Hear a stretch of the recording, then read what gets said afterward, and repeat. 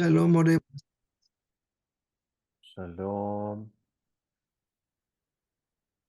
shalom a los que están presentes. Gracias por participar. La última clase habíamos empezado a hablar de las exigencias especiales con respecto a los utensilios a ser usados para el servicio para Adumá, de la vaca roja. Eh, Mencionábamos anteriormente que los utensilios de piedra en general no son susceptibles a contraer impureza y por lo cual son utilizados para el servicio de la vaca roja. Em, con respecto al tema de pureza e impureza, tenemos varios conceptos interesantes con respecto al tema que estuvimos discutiendo hace algunas clases acerca de los cuatro elementos. El elemento del fuego, el aire, el agua y la tierra. Y mencionábamos en el caso especial de la piedra, ya que sabemos que de la piedra fundamental que está en el Kodesh HaKodashim fue creado todo lo demás, según cuentan los Midrashim y los Mefarshim, los comentaristas, y también de acuerdo a la Kabbalah y el Sod, existen lo que se llama la piedra de arriba y la piedra de abajo, refiriéndose a 12 sefirot, 12 atributos divinos que están conectados el uno con el otro y que tienen una expresión femenina, ambas, siguiendo el tema de lo masculino y femenino, como lo hemos estudiado en clases anteriores. Y bueno, con eso nos referimos a la sefirá de Binah, que se traduce como entendimiento, y a la sefirá de Malhut, que se traduce como el reinado. Estos atributos divinos tienen una expresión femenina en el sentido que ambas sefirot, ambos atributos reciben.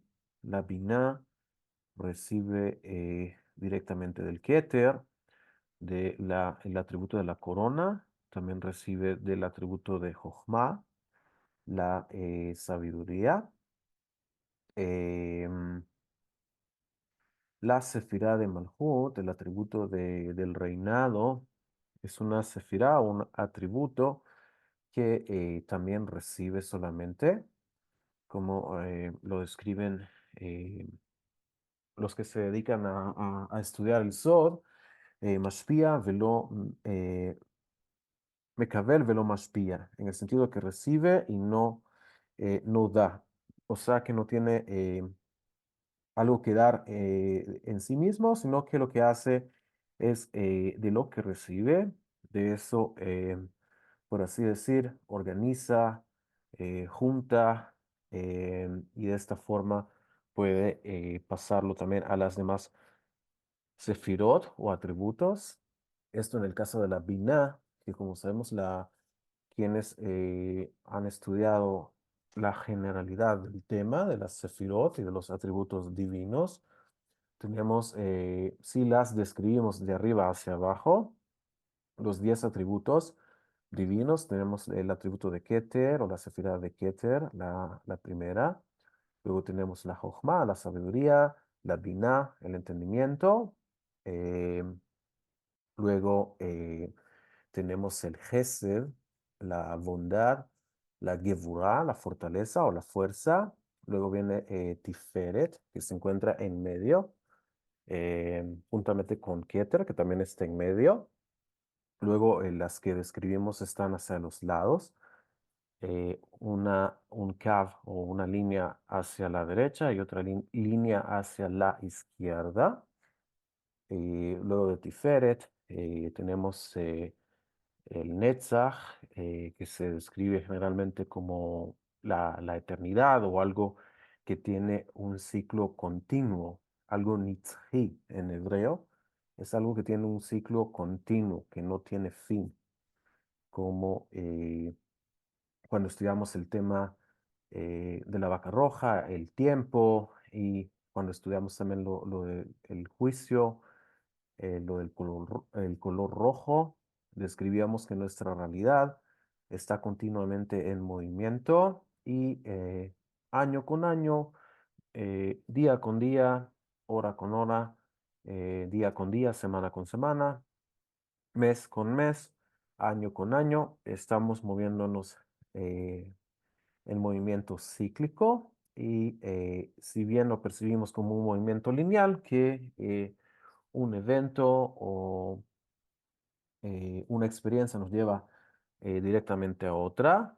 Sin embargo, sabemos que a partir de este punto, dentro del ciclo siguiente, nos vamos a encontrar en el mismo punto con respecto al ciclo anual, a las fiestas y a los eventos que se repiten año con año y ciclo con ciclo. Sin embargo, no literalmente estamos en el mismo lugar, sino que nos hemos movido y trasladado en un movimiento en espiral, donde nos encontramos, si bien en un mismo punto en el tiempo con respecto a las fiestas y a las vivencias que cíclicamente año con año experimentamos, sin embargo, no somos la misma persona, eh, ya que hemos ido cambiando con los ciclos, tanto biológicamente como espiritualmente, cuando crecemos, estudiamos y cuando llega el otro ciclo, pues no somos exactamente la misma persona, sino que hemos crecido, nos hemos desarrollado más, que esa es una de las finalidades por las cuales todos estamos acá. Esto con respecto al concepto de Netzach. Luego viene el Od, eh, o la magnificencia. Luego tenemos el Yesod, que también está en medio, en la línea central de los atributos. Y por último tenemos el atributo de Malhut o el reinado. Si tomamos los atributos desde el Gesed hasta el Yesod, tenemos 6 atributos. em, y juntamente con el Malhut, con el atributo del reinado, serían 7.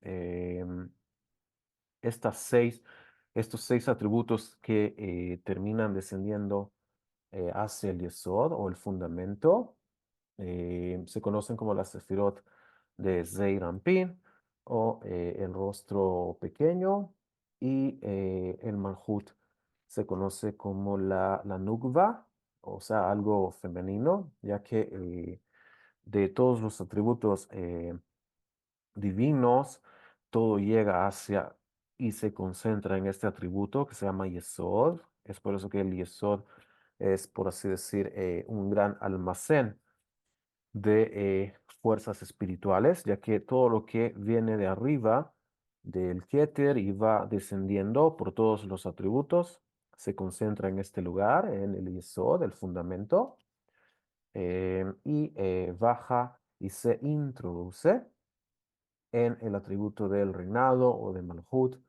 tal como sucede con la unión entre una pareja, entre lo masculino y lo femenino, en lo cual lo masculino es lo que tiene que dar a lo femenino, y es lo femenino lo que da un lugar y un espacio para recibir a lo masculino. Y eso es como sucede también en la expresión espiritual, de cómo funcionan las fuerzas espirituales. El atributo de Malhut o reinado solamente recibe, sin embargo, se encarga de organizar eh, y armonizar todo lo que recibe. Y es de esta armonía que se benefician tanto los seres creados aquí abajo en este mundo, en los mundos inferiores como el nuestro, como en los mundos superiores, los mundos más espirituales. Eh, Tanto los seres inferiores como los superiores se benefician de este ordenamiento y de esta armonía cuando el Malhut o el atributo del reinado se encuentra en armonía. Sin embargo, em, cuando hay una desconexión entre el Yesod, el atributo del fundamento, y el atributo del Malhut, el reinado, entonces se produce la desorganización y lo contrario, la antítesis a lo que es la armonía, el orden, la paz, la justicia, etcétera, etcétera, que todos estos procesos se conocen como Geulah. El secreto de la Geulah Dafka justamente reside en la sefirá de Binah, del entendimiento. Decíamos entonces que el reinado, el atributo del reinado es lo que recibe de todos los demás atributos divinos. Y la Binah, como sabemos, se encuentra más arriba. La tercera, si la mencionamos desde el Keter, la corona, Jochma, sabiduría, y Binah, entendimiento. Este atributo también tiene una esencia femenina, ya que recibe tanto del Keter como de Jochma y organiza lo que recibe y luego lo pasa y lo transmite a los atributos que están por debajo de este atributo. Y estos tres primeros atributos de Keter, Jochma y Binah se conocen como los Mojin, que se traducen como los cerebros, y son los tres atributos que están más arriba y que no siempre no siempre se expresan, por lo menos no de manera evidente, y no siempre lo podemos ver y percibir, al menos no de una manera evidente. Sabemos que el atributo de Keter, de la corona, si bien está, y ese es el origen y la raíz de toda la fuerza espiritual que se recibe en todos los mundos, no siempre se ve expresado. em, y es por eso que se esconde. Em, Sin embargo, podemos ver cuando se estudian los nombres de Hashem y se estudia la Torá, cuando se trata de entender por qué es un nombre específico de Hashem figura en determinado versículo, tanto de la Torá como de los Nevi'im, de los profetas, como de los Ketuvim, entonces se va entendiendo de qué atributos divinos se está hablando y qué atributos divinos se expresan en determinado contexto cuando la Torah habla de ciertas mitzvot o de ciertos eventos que suceden tanto en la Torah como en los profetas, como en los escritos, en los Ketuvim. Les pongo un ejemplo. Cuando leemos el nombre de Hashem Sebakot, el nombre de Yud-Kei Vav-Kei juntamente con la palabra Sebakot, o sea, la palabra que se traduce como de los ejércitos o el Dios de las huestes, cuando lo leemos en el contexto de los profetas, eh, estamos, eh, nos estamos refiriendo al atributo de Netzach, el que hablamos, esta continuidad y esta eternidad, o cuando aparece con el nombre de Elohim, Tsevakot, estamos hablando del Od. En general, los profetas eh, que no son Moshe Rabeno, ya que él llegó a un grado de profecía mayor, que está a nivel del atributo de Tiferet. Todos los demás profetas, aparte de Moshe, de Moisés, recibieron profecía de estos atributos, tanto del Netzach como del Od. Y es por eso que ustedes van a leer continuamente en los profetas que se describe a la divinidad con, eh, con estos atributos de Hashem Tsevakot, el Dios de las huestes, o de Elohim Tsevakot. Es por eso. Bezrat Hashem, vamos a comentar un poco más de esto cuando hablemos un poco de la profecía, que está íntimamente ligada con el templo, ya que el templo es la fuente de donde se recibe la profecía. Eh, Desde luego que estos dos atributos de Netzach y de Od llegan hasta el atributo de Yesod y desde ahí se recibe la profecía desde el Yesod de estas dos raíces. En caso de los demás profetas que no son Moshe, sin embargo, Moshe, que llegó al nivel más elevado de percepción divina que un ser humano puede alcanzar, él eh, subió un poco más al atributo de Tiferet o belleza o esplendor, que allí es donde se expresa el nombre divino, el Shem HaMeforash, el nombre divino de Yud Kei Vav Kei. Ahí es donde está su expresión de este nombre. Y si nos vamos más arriba, donde nadie tendría acceso, ya que nadie puede ver el rostro de Hashem, como Hashem mismo le dijo en la parashá que leímos de Ki Tisa la semana que pasó, que Hashem, por así decirlo, pasó, cubrió a Moshe y luego lo descubrió nuevamente para que Moshe pudiera percibir la espalda, por así decirlo, de Hashem, ya que el rostro de Hashem no se puede percibir. Cada vez que hablamos de panim, de rostro, cuando está en la Torah, como lo dice, como está escrito en la Birkat HaKohanim, en la bendición sacerdotal, que Hashem haga resplandecer su rostro sobre ti. Cada vez que se habla de este panim, de este rostro, se refiere al atributo de Keter, de la corona. Y como sabemos, está escrito en la Torah, lo leímos en Parashat Ki Tisa, nadie puede ver el rostro de Hashem y vivir. O sea, nadie puede percibir realmente qué es lo que está en este nivel de Keter, de la corona. Sin embargo, cuando siempre se habla de Panim, en el contexto divino, estamos hablando de este atributo de Keter, el cual, como dijimos, está escondido y no siempre está manifiesto, si bien siempre está presente, no siempre está manifiesto, no siempre es obvio y no siempre es evidente. Y el nombre divino que está detrás de este atributo es el nombre de Ekie, que es el nombre con el cual el pueblo de Israel salió de Egipto y fue redimido de Egipto.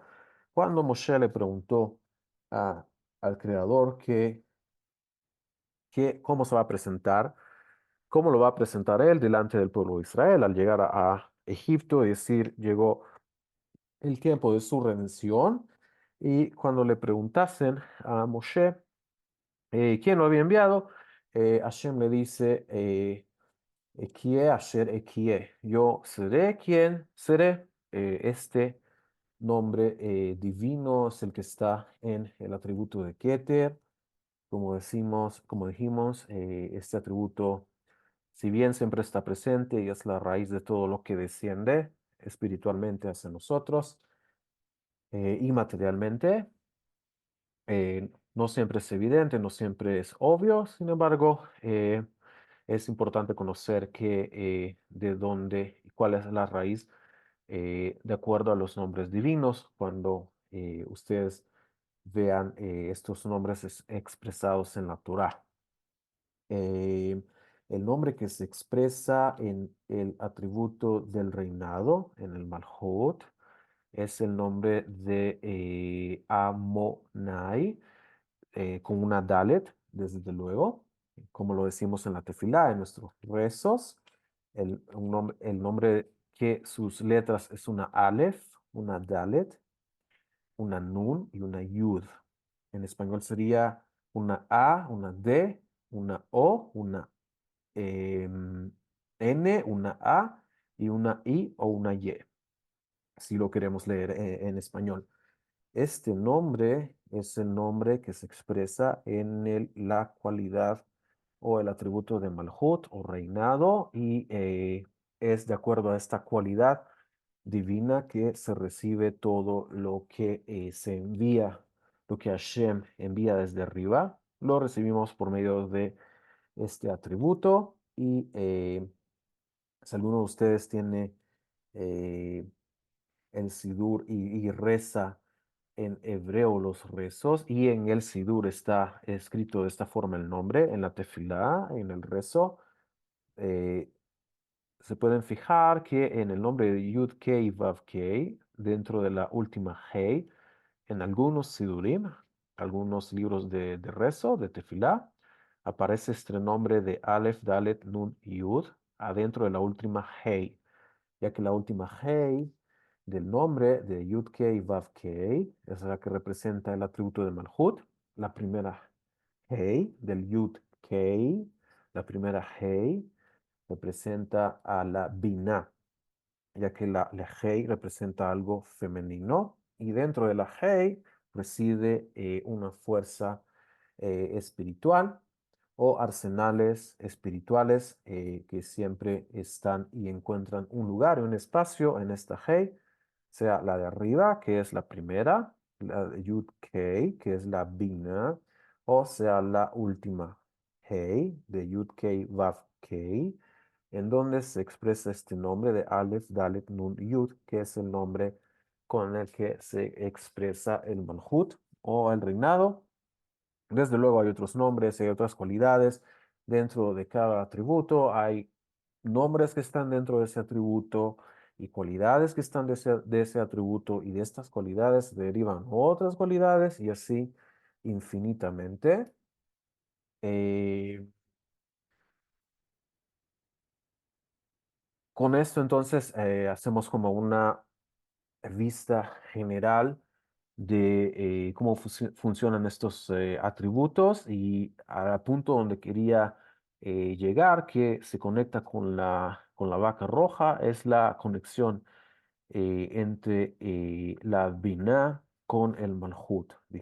Como decimos, son atributos femeninos y ¿qué tienen de especial estos atributos? Que sí tomamos en cuenta desde la Binah hasta el Malhut, tenemos 8 sefirot.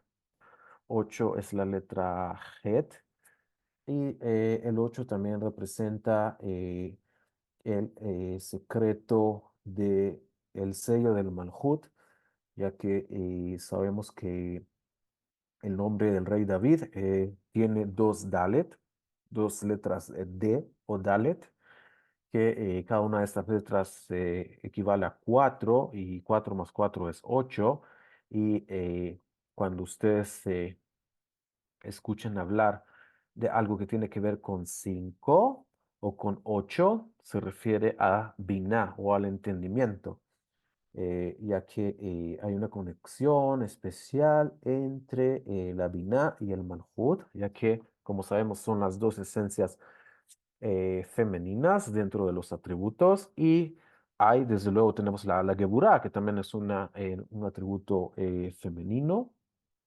Sin embargo, lo que tienen de especial estas dos es que tienen una conexión intrínseca entre ellas, ya que todo lo que recibe la Binah de arriba lo tiene que pasar al Malhut, hacia abajo, por medio de lo que se conoce como tzinorot, que son conductos que por medio de estos conductos pasan todas las energías y esencias espirituales que descienden hasta los mundos inferiores como el nuestro y es cuando hay averías en estos conductos que se produce el exilio y se produce todo lo que hoy en día estamos viviendo en el mundo, caos, desorden, injusticia, asesinato, muerte, etcétera, etcétera, cuando los sistemas están desorganizados, ya que no existe un orden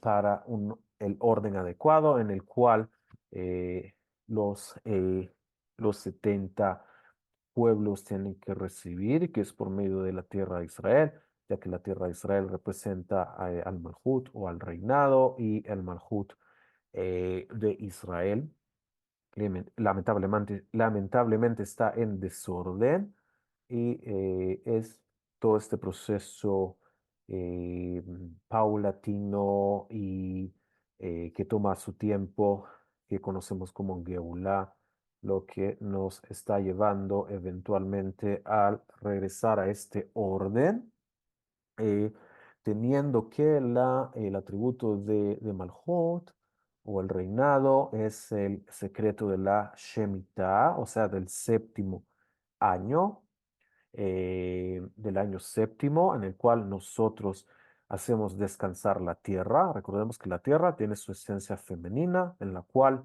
nosotros al trabajar la tierra, al sembrar y al trabajarla. Estamos haciendo una actividad masculina al sembrar y al trabajarla.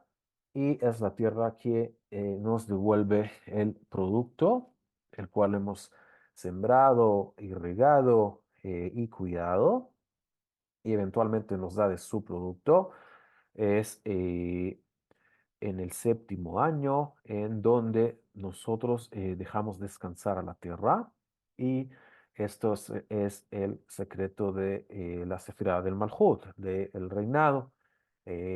Sin embargo, sabemos que hay, eh, hay varios ciclos. Cuando cumplimos 49 años, que ese año 49 es un año de Shemitah y al año siguiente hay que declarar un año de Yovel, el jubileo. El Yovel representa ese 5, que es o 5 o el 50, que es un múltiple de 5, el 50.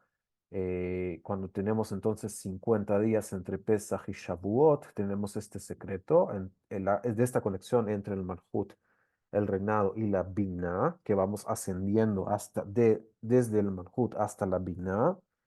Y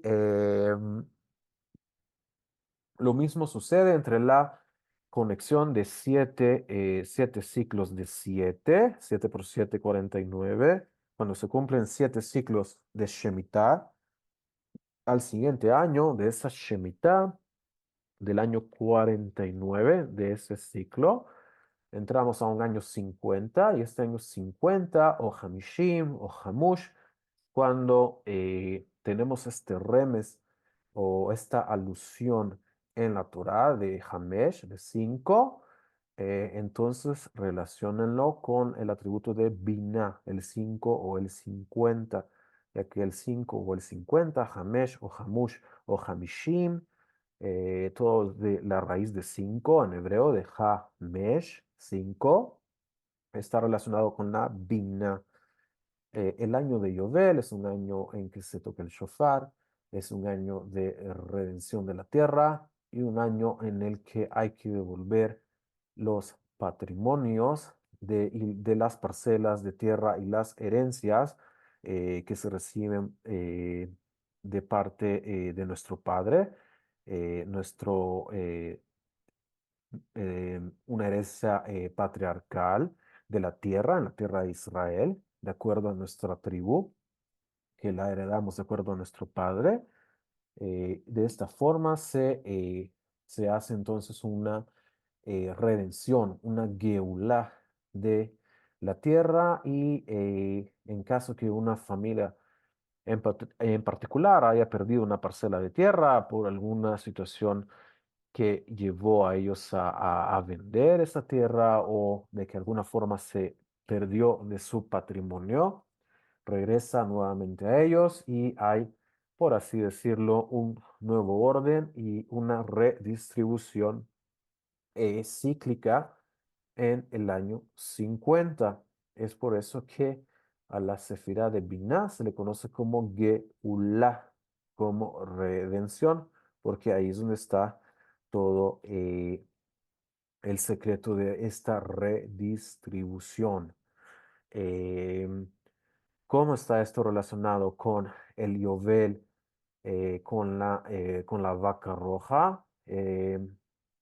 También el secreto de la redención de los muertos tiene que ver con la Binah, con este Yovel, con esta Geulah, con esta redención, eh, ya que como sabemos, es lo femenino lo que da un espacio para que alguien o algo pueda existir y subsistir.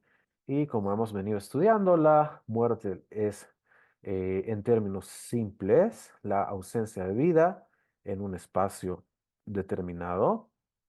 Eh, son estos espacios vacíos los que producen justamente la impureza y los que producen justamente lo que conocemos como la impureza por muerto. Es ahí donde entra todo el asunto de por qué la vaca es algo femenino y por qué el asunto de la resurrección de los muertos está relacionado con la bina, si bien también la relacionamos la resurrección de los muertos con los primogénitos que están en el atributo de Keter, de la corona, lo que dijimos que siempre está escondido. Sin embargo, sabemos que la Binah recibe directamente del Keter, recibe la vida, ya que de ahí proviene la vida, la raíz de la vida, de ahí la recibe la Binah. Eh, y es en esta interacción entre el Keter y la Binah en donde encontramos el paradigma de la resurrección de los muertos y todos los secretos relacionados con la vaca roja. Siguiendo a lo último que habíamos estudiado, teníamos que exigencias especiales con respecto a los utensilios a ser usados para el servicio de la vaca roja. Habíamos hablado de esto. Los sabios decretaron exigencias con respecto a los utensilios. Deben ser sumergidos en el mikve con la intención de ser usados para el servicio. Hablábamos que cuando hoy en día nosotros sumergimos utensilios en el mikve para poder usarlos en nuestra cocina, no es exactamente por el asunto de la pureza, de impureza, de que los objetos que usted recibe de China o de cualquier otro país estén impuros, sino más que un concepto de consagración. Leakdish, usted está consagrando su olla, su vaso, su taza en la cual toma café todos los días. Usted está consagrándola y dándole una consagración especial para lo que usted diariamente hace, que es comer y beber y sobre su comida y su bebida hacer bendiciones y dar gracias al Creador por lo que usted recibe, por el sustento y el alimento que usted recibe. Más que todo es por un asunto de consagración, de leagdish, consagrar algo, más que por un asunto de pureza e impureza. Si bien también hay un elemento de cuestión de pureza e impureza en los utensilios, sin embargo, como hemos estudiado, esto se vuelve relevante solamente en asuntos del templo, ya que el templo requiere un cuidado mayor, una santidad todavía mucho mayor de cómo usted y yo la tenemos en nuestra casa. A diferencia del principio general de transmisión de impureza, la impureza al ser transmitida de una persona a otra o de un objeto a otro, se va debilitando, va disminuyendo de grado, lo hemos estudiado. Sin embargo, con respecto al servicio de la parada Dumá, se considera que que la transmisión de impureza no se debilita, por lo que se vuelve un ciclo interminable de transmisión, de no hacerse el servicio de la vaca roja. Debido a estas exigencias, objetos no susceptibles a impureza eran utilizados en el templo, como los utensilios de piedra. Durante su periodo de reclusión, el Cohen que quemaba la parada humana, utilizaba solamente utensilios inmunes de contraer impureza.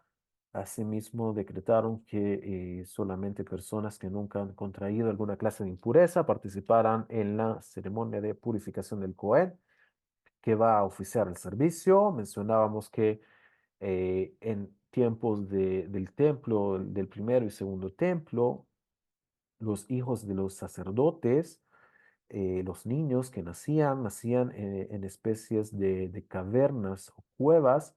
Las mujeres daban a luz en estos lugares y en estos lugares, en reclusión, los niños sacerdotes crecían y se evitaba que estos niños se pusieran en contacto con otros niños de otras tribus, que probablemente los otros niños alguna vez habían estado en contacto con alguien impuro por muerto, algún familiar, algún pariente, algún abuelo o algún familiar, o algún familiar que había estado en contacto con una persona que había fallecido.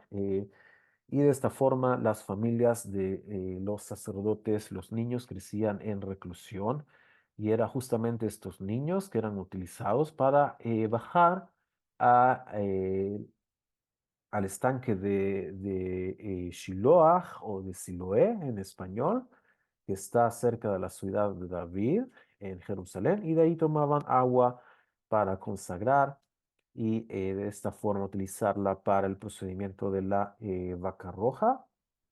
Estas exigencias fueron instituidas para reforzar el concepto de pureza que se necesita para el servicio. Y dado que, como habíamos estudiado, un Tevul Yom es utilizado para el mismo, estudiamos y describimos en detalle qué es un Tevul Yom. Se estableció un balance entre las exigencias e indulgencias en el servicio. Como toda nuestra realidad, tenemos que tener un balance en todo lo que hay. eh, el Cohen que iba a oficiar era impurificado intencionalmente y luego se le hacía hacer inmersión ritual el mismo día que iba a oficiar la vaca roja.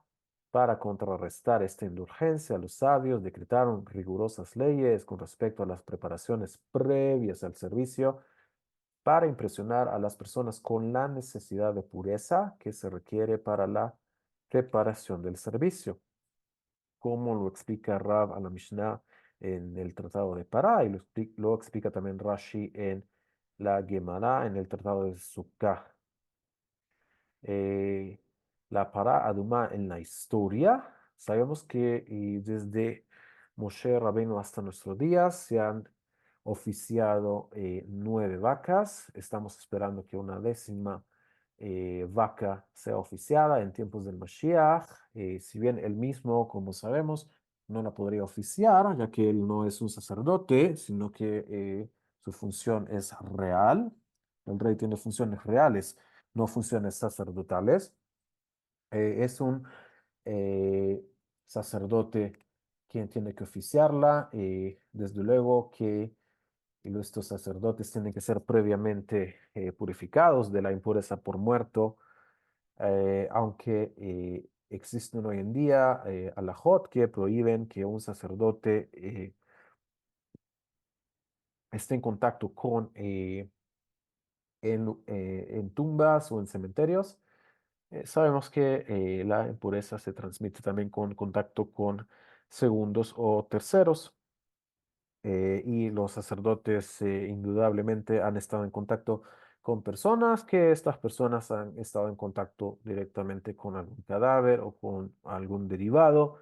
eh, Mucho más si, digamos, hoy en día se ve también en la práctica sacerdotes que son médicos y si bien no han estado directamente involucrados en contacto con algún cadáver, pues están en contacto con sus colegas, con enfermeras, etcétera, etcétera, personal del hospital, quienes asimismo de alguna forma han estado en contacto con un cadáver más de alguna vez en un hospital, sin duda alguna. Depende desde luego en el departamento en el que se trabaje. Eh, en la práctica vemos que en los hospitales en Israel, cuando una persona fallece, digamos en una emergencia, inmediatamente ponen alrededor lo que se llama Zarat Kohanim, o como una advertencia para los sacerdotes que no entren a ese lugar, ya que en ese lugar hay un cadáver. En ese momento, hasta que el cadáver es sacado, el sacerdote podría entrar. Eh, Decimos entonces, hablamos de 9 vacas rojas que han sido quemadas, oficiadas, hasta la destrucción del segundo templo. La primera fue la de Moshe Rabenu. La segunda fue hecha en tiempos de Ezra, el escriba, en tiempos de cuando regresaron, en el tiempo de Shivat Zion, el regreso a Zion desde Babel, desde Babilonia. Dos fueron hechas en tiempo de Shimon HaTzadik, que fue uno de los últimos de sumos sacerdotes que hubo en tiempos del segundo templo. Dos hechas en tiempos del sumo sacerdote Yohanan. La séptima fue hecha en tiempos del profeta Eliyahu. La octava por Hananel el egipcio. La novena por Ismael, hijo de Piavi. Y la décima será hecha en tiempos del Mashiach. Como decimos, tiene que ser hecha por los sacerdotes, no por el rey ungido, ya que el rey, sus funciones son reales, no son funciones rabínicas, no son funciones eh, sacerdotales, no funciones reales, como administrar un reinado y cómo asegurarse que el reino y el Malhut, este atributo del Malhut, a donde está sellado el rey David, se mantenga en orden y en armonía. Em, para terminar, les traemos un versículo del profeta Zacarías, donde dice, en aquel día estará la fuente abierta para la casa de David y para los habitantes de Jerusalén, para purificación y para purificarse de la impureza de la menstruación. En este contexto trae la profecía ya que sabemos que una de las impurezas más grandes es la impureza de Nidá y también, como hemos estudiado, Mei Nidá o aguas de Nidá, así se le conoce a las aguas con ceniza de la vaca roja. Menciona y comenta Rashi en este lugar para purificación y para aspersión. Así lo parafraseó Jonatán, quien hizo una traducción de la Biblia, del Tanaj al arameo. Hay otra traducción al arameo que es la de Onkelos, que es la que se lee semana con semana. Sin embargo, hay otra traducción al arameo que es la de Jonathan ben Uziel. Nos dice, y Rashi, perdonaré sus pecados cuando sean purificados con agua rociada y con las cenizas de la vaca de la purificación. Rashi relaciona directamente esta impureza de menstruación con la vaca roja, es decir, con las cenizas de la purificación, como lo trae Rashi en ese verso, Efer Hatat, el Ibn Ezra, otro comentarista, citando a Rav Moshe Cohen, el espíritu de Tumá, impureza, será cambiado por la Ruach HaKodesh. Estudiamos en una de las clases de la vaca roja y decíamos que hay un Ruach de Tumá, o sea, un espíritu de impureza hoy en día, que de ahí se deriva y toma fuerza todo lo que vemos hoy en día, la idolatría, la mentira, el engaño, todo lo que nos desvía de poder encontrar el camino recto hacia el Creador. Lo que está encargado de esto es este Ruach HaTumá, y como dice el profeta, y a Avir et Ruach HaTumá min haaretz, que Hashem va a eh, eliminar este Ruach de Tumá, este espíritu de impureza, lo va a eliminar de la tierra. El Malbim, uno de los comentaristas, nos dice, en aquel día se abrirá un manantial, según el significado simple del verso de Zeharia. En ese tiempo no se encontrarán manantiales en Jerusalén y entonces se abrirá una fuente de agua viva que estará reservada para la casa de David y los habitantes de Jerusalén para purificarse con las aguas y para las aguas de las cenizas de la vaca bermeja, ya que sabemos que eh, las impurezas más grandes como el zav, la zavá y la vaca roja necesitan de estas de Maim Jaim, de estas aguas vivas, aguas de un manantial que fluye para poder purificarse las impurezas más grandes. Ezequiel ya vio esto en una visión profética cuando vio una gran corriente que salía del lugar santísimo y se extendía hacia los mares del este y del oeste. Bli Neder, sin hacerles promesa, vamos a traerles imágenes de esta profecía de Ezequiel, de cómo esta agua sale del Kodesh HaKodashim y se va extendiendo y creciendo. Por ahora solo lo vamos a dejar así. Nos dice, continúa el Malvin diciendo, así también profetizó Zacarías, y en aquel día aguas vivas saldrán de Jerusalén, la mitad de ellas hacia el mar oriental, o sea, el mar de la sal, o Yam Amelach, el mar muerto, como lo conocemos, y la otra mitad hacia el mar occidental, que en términos bíblicos es el Yam Atijón, o sea, el mar Mediterráneo. Esto será después de la guerra final de Gog y Magog, cuando el arroyo se desbordará con tanta abundancia, pero después de la primera guerra de Gog y Magog, ya que como sabemos, como nos han enseñado, hay tres etapas de esta guerra de Gog y Magog, según enseñan los rabinos. Hoy en día estamos esperando esta tercera etapa, de esta tercera y etapa final de la guerra con Gog y Magog. Gog es una figura de una persona malvada, descendiente de Yaván, de, del tercer hijo de Noach, de Noé, de Jafet. Y Magog es la nación de donde esta persona va a venir, una nación como la describe Ezequiel, una nación del norte, al norte de Israel, eh, que aquí se está discutiendo, nos dice el Malvin, el agua no se derramará y será solo para la casa de David al principio y los habitantes de Jerusalén. Dice él, ya expliqué en mi comentario sobre Ezequiel que esta es una representación metafórica de la expansión de las aguas del conocimiento y la corriente de la Torah y la fe, que se comparan con el agua. Como hemos dicho, el agua, los ríos, el mar, tienen distintos significados a lo largo de la Torá, del Tanaj, de los profetas. eh, de acuerdo al contexto en el que se está utilizando, puede representar un pueblo, una nación, un conocimiento, un flujo espiritual de algo, algo que se está recibiendo en ese momento, como en el caso de Daniel, que dice que describe que estaba a orillas de un río cuando recibió sus sueños y sus visiones que recibió. Vemos entonces cómo tiene que ver con flujos espirituales, con pueblos, con naciones, con distintas manifestaciones. Aquí el Malvin lo trae como aguas de conocimiento y la corriente de la Torah y la fe que se comparan con el agua.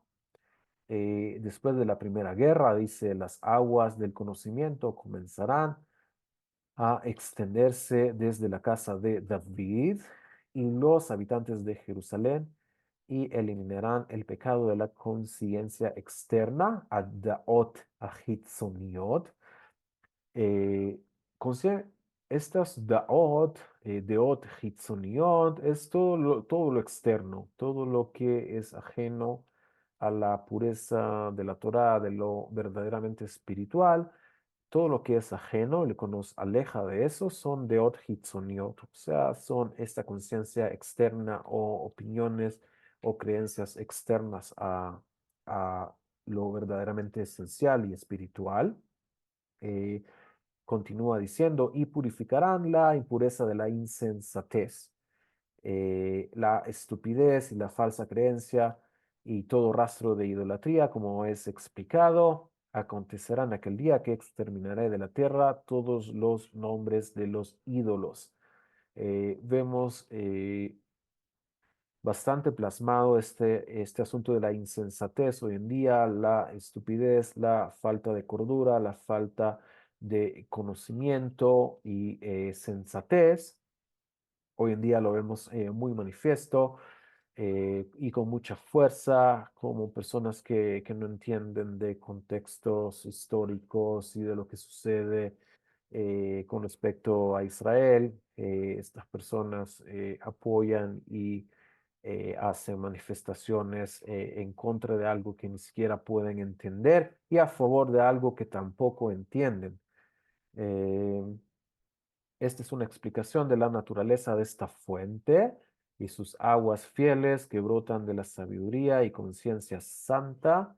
Después de la guerra final de Gog y Magog, las aguas se extenderán y la tierra estará llena del conocimiento de Hashem, como las aguas cubren el mar, como dijo el profeta Isaías. Nuevamente nos trae el concepto del agua y el agua también tiene que ver con la Shejinah. La Shejinah tiene que ver con el atributo de Malhut y como sabemos tenemos dos tipos eh, de manantiales y expresión de agua, que es la del Malhut y también la de Binah, la del entendimiento. También tienen diferentes nombres, otros nombres que reciben es la Ima y la Binah, el entendimiento, o sea, la madre superior, y el atributo de Malhut, la Ima Ta'atata, la madre inferior, la madre superior y la madre inferior. También el Ramjal las describe como la Shejinah Elyoná, o sea, la Shejinah de arriba y la Shejinah Atachtoná, la Shejinah de abajo. Con respecto a las matriarcas, Lea representa a la Binah, a la Shejina de arriba, y Rachel, la madre de todo Am Israel, la Shejina Atachtoná, o sea, la de abajo. Eh, Sobre esto se dice entonces, y en aquel día saldrán aguas vivas de Jerusalén, y Hashem será rey sobre toda la tierra. Este es el significado del agua según el Malbim, como lo trae acá, para todos, para que todos reconozcan la unicidad del Creador y la verdad de la divinidad. Esta misma es el agua que vio Ezequiel, como expliqué ahí, refiriéndose al versículo en Ezequiel, donde él comenta este asunto del agua. El Radak, el Rab David Kimchi, dice agua viva, Maim Haim, van a salir en la ciudad, refiriéndose a Jerusalén, y serán usadas para purificación por medio de Mei Hatat, de aguas de Hatat, para la vaca roja, y para purificación de la Zavá, la que necesita agua viva para purificarse, como dijimos, el Zav, el hombre que tiene flujo uretral, y la Zavá, que dentro de la Zavá está la mujer Nidá, y como hemos estudiado, también el asunto de la muerte está también en el concepto de nidá, ya que una mujer que no recibe vida por parte de lo masculino, no en ese ciclo menstrual no pudo entrar en embarazo, pues la mujer menstrua y esta sangre de Midas, esta sangre impura, representa ese vacío que se produjo al, en ese punto específico del ciclo de la mujer, no producirse la vida.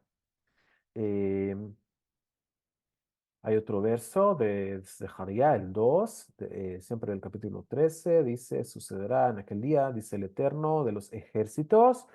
Ven cómo lo que discutimos hoy está aquí en este verso de Hashem Tsebakot, el Eterno de los ejércitos, que cortaré los nombres de los fetiches de la tierra y no serán recordados más ninguna idolatría, ni nada que pasó, ni nada relacionado a impureza o a idolatría.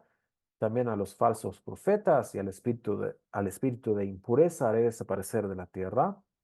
El espíritu de la impureza es la inclinación al mal, como lo explica Rashi a este verso. El Malvin nos dice, los falsos profetas hablan por medio de un espíritu de mentira, un ruach sheker, un espíritu de mentira, y Hashem va a remover esta impureza.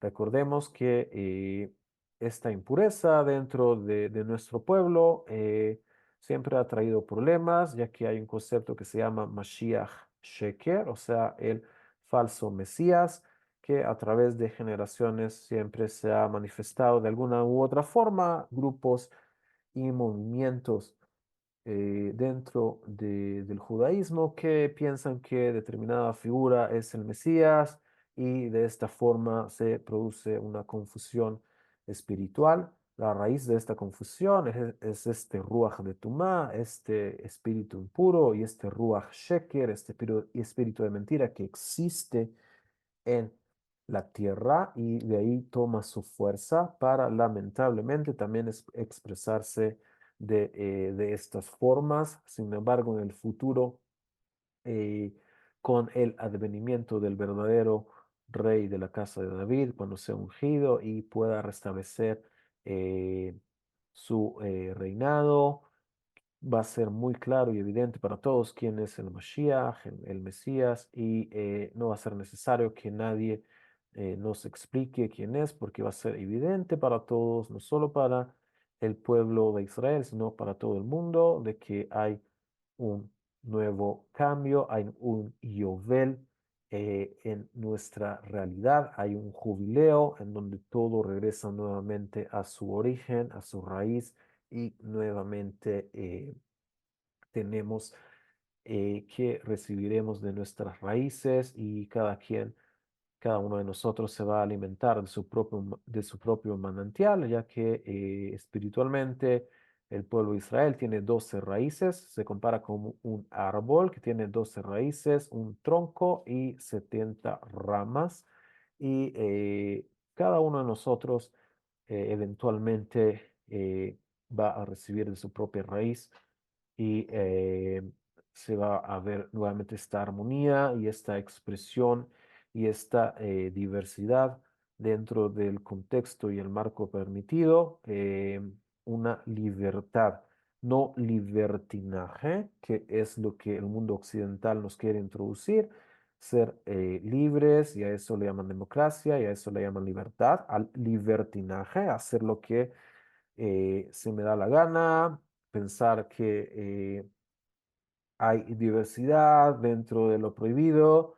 Esto es libertinaje, no lo confundamos. La libertad y la expresión y la diversidad dentro de lo permitido es lo que Hashem mandó eh, al pueblo de Israel cuando en la parasha de Bamidbar Hashem dice que cada una de las tribus tiene que moverse bajo su propio estandarte, o sea, bajo su propia expresión.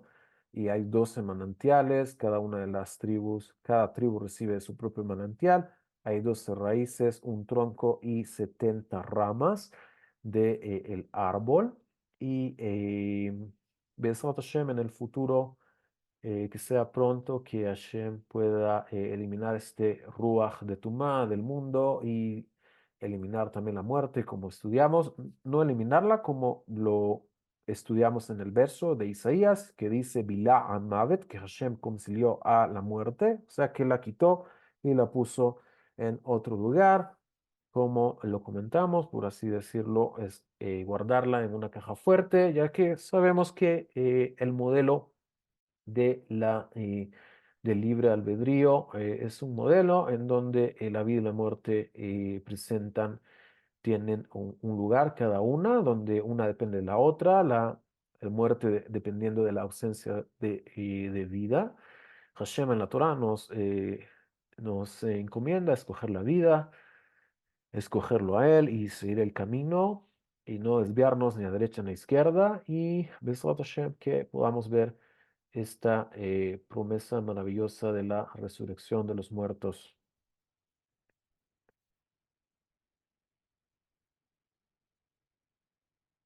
¿Alguna pregunta hasta ahora de lo que vimos? Con esto terminamos el tema, como decimos, en general de la vaca roja. Bezrat Hashem, la próxima semana seguimos con el tema del segundo templo. Si hay alguna pregunta de lo comentado hoy. Fascinante saber que vienen tiempos mejores. Besrat Hashem. Besrat Hashem. More, yo tengo una consulta. Eh, la guerra de Gog y Magog es en la tercera etapa, ¿verdad? ¿Cuáles fueron las dos primeras etapas antes de la guerra de Gog y Magog? Esa era la primera pregunta que tenía.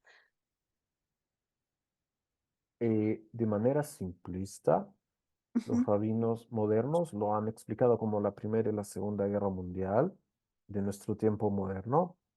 La primera etapa, Primera Guerra Mundial, segunda etapa, Segunda Guerra Mundial. Y en la tercera etapa sería ya la última, en la cual, como está escrito en Yehezkel, Hashem va a reunir a muchas naciones y muchos pueblos, como lo escribe también Isaías, incluso pueblos que nunca escucharon de Israel, islas lejanas, países lejanos, que nunca supieron nada, de repente se ven involucrados en algo que no les incumbía y de repente se ven involucrados en el asunto con Israel. Y es ahí Hashem donde él mismo dice por medio del profeta que él lo hace para que lo conozcan y engrandecer su nombre.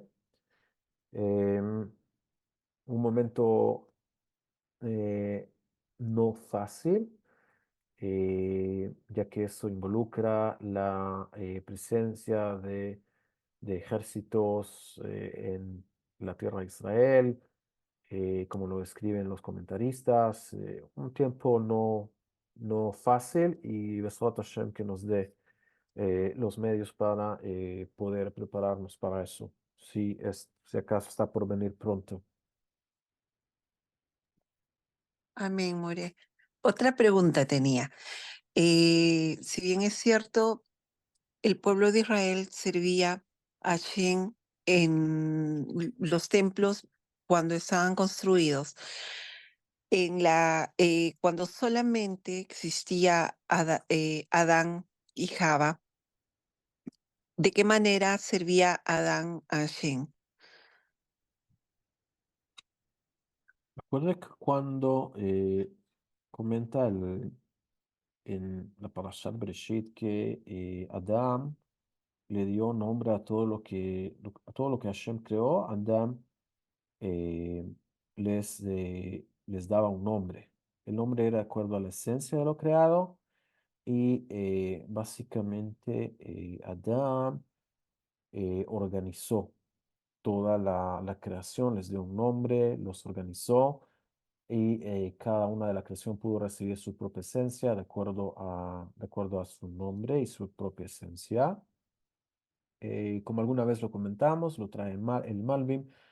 En el caso del mundo animal, cada animal recibe una cualidad específica de él, como por ejemplo la cualidad de la geá, del orgullo o de poder engrandecerse, que lo relacionan con el caballo, ya que el caballo, como sabemos, camina de esta forma em, erguido y enaltecido, la cualidad de la valentía con el león, y así, etcétera, etcétera. Cada animal recibió una cualidad en específico. Sin embargo, como cuenta el Malvin, los seres humanos tenemos todas las cualidades juntas, están en nosotros, si bien con expresión distinta de acuerdo a nuestra personalidad y de acuerdo a nuestra genética, lo que usted recibe de sus padres.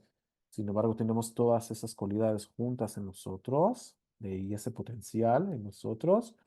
Y es debido a ese concepto de que de que los seres humanos tenemos ese privilegio, que de ahí se deriva el servicio de lo que eventualmente fue el templo. Adán eh, es el alma primordial de donde todos nosotros tenemos parte y nuestra raíz espiritual, nuestra alma se encuentra en alguna parte del alma general que se conoce como Adán. Em, Estudiamos también que Adam, el nombre genérico de Adam, no quiere decir hombre, sino lo que quiere decir es lo que Hashem creó en el sexto día, tanto con la esencia masculina como femenina juntas, y es posteriormente que Hashem separa las esencias como una expresión eh, aparte de cada uno de ellos. Sin embargo, la palabra Adam es toda esa kelaliut, toda esa generalidad y todo lo que incluye, todo lo que está incluido en él. Tenemos también que en este concepto están incluidos los cuatro mundos, no cuatro mundos, sino cuatro expresiones del mundo del Demem, que es el mundo inanimado, como el mundo mineral, el mundo del Semaj, el mundo de la vegetación y de todo lo que brota de la tierra, el mundo animal, el mundo de la Behemá y el mundo de lo Enoshi, de lo humano. Todo está junto ahí y podemos ver esto plasmado en el servicio del altar, donde tenemos estas expresiones de lo mineral con la sal, lo vegetal con la ofrenda minjá o vegetal, lo animal con los animales sacrificados y lo humano, que es el servicio de los sacerdotes en este lugar, representándonos a cada uno de nosotros en el altar. Todos estos conceptos, estas generalidades, todo está incluido en lo que se conoce como Adam. Y Adam es de ahí se originó todo. Em, el pueblo de Israel, como lo trae el Ramjal, se le conoce como Adam Kadmon, o el hombre primordial. Y de ahí se deriva también el concepto de los 70 árboles que están alrededor del Ilan Aemsai, o sea, del árbol central o primordial de Adam Kadmon, que es el pueblo de Israel. Eh, el secreto es que el Creador entrega a Israel e Israel, por medio de Israel, se bendicen todos los 70 árboles, las 70 naciones primordiales. Es por este mecanismo que debe funcionar en el exilio o galut que se originó también en Adán, ya que no pudo esperar para comer del árbol del conocimiento del Daat, del bien y del mal. Eventualmente se iba a permitir comer, sin embargo, no, eh, no esperó y comió. Fue ahí en donde se dañó justamente este Daat del que hablamos hoy, estas Deot, este Daat, como lo trae Isaías, que eventualmente el conocimiento de Hashem será como el agua cubre el mar, y en hebreo lo trae como Deat Hashem, el Daat de Hashem. El Da'at es, no hablamos del atributo de Da'at. ¿Por qué? Porque el Da'at eh, se encuentra en todos los atributos, en todas las sefirot. Está la sefirá no sefirá propiamente dicha, pero este atributo de Da'at que se encuentra en todos los demás atributos y los armoniza, y este atributo de edad asciende hasta el Keter y de ahí hasta lo que se conoce como el Ensof, lo que no tiene fin, el infinito, la luz infinita y lo que no se puede percibir. Se encuentra en esto del Da'at, y esto fue lo que se dañó cuando se comió. Como se nos trae esta alegoría del árbol de conocimiento del bien y el mal, se produjo un daño a este Da'at y provino de ahí también de lo que se nos cuenta en la Torah de Adán. En general, eso es lo que le podría compartir. Gracias, More. Gracias por sus enseñanzas. Gracias a ustedes y Be'ezrat Hashem, nos veríamos la próxima semana. Muchas Total, gracias. amore. Que Muchas estén muy bien.